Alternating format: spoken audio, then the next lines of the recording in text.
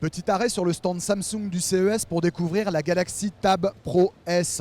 C'est la première tablette Samsung sous marque Galaxy à adopter Windows 10 évidemment. Alors cette tablette, c'est impossible de ne pas penser à Surface Pro de Microsoft et à se dire que c'est la concurrente. On a l'expérience de Samsung en matière de tablette, puisqu'on est sur un design qui est inspiré de celui de la gamme Tab S. On a un écran assez somptueux qui est un écran AMOLED de 2560 par 1440 pixels. On est sur du 12 pouces, une configuration à base de Core M3, donc un processeur très basse consommation, 4 Go de mémoire vive, un stockage évidemment sur mémoire flash, une autonomie annoncée à environ 10 heures et un poids plume vraiment de 693 grammes pour 6,3 mm d'épaisseur. Donc on est sur un objet qui est assez splendide, bordure en aluminium et tout. Enfin, c'est le haut de gamme comme Samsung peut savoir le faire.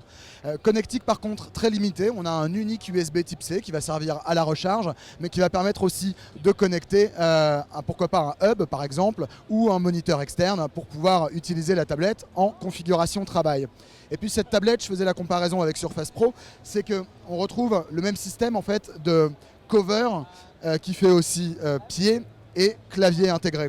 Il est assez léger, seulement 300 grammes, donc ça porte le poids total de l'ensemble à un petit peu moins d'1 kg.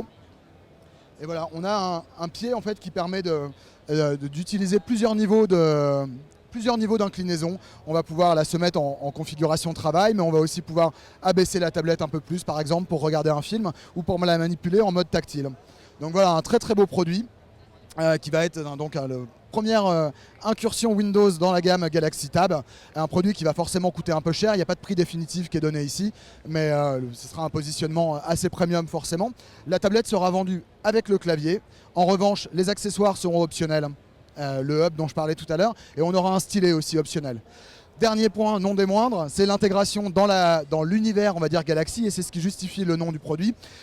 On a la possibilité par exemple de déverrouiller cette tablette avec le lecteur d'empreintes digitales de son smartphone Galaxy. On a aussi un mode Continuity, un peu à la façon de ce qui existe sur des produits concurrents, où on pourra recevoir ses SMS et y répondre directement depuis la tablette, directement depuis Windows, sans sortir son téléphone.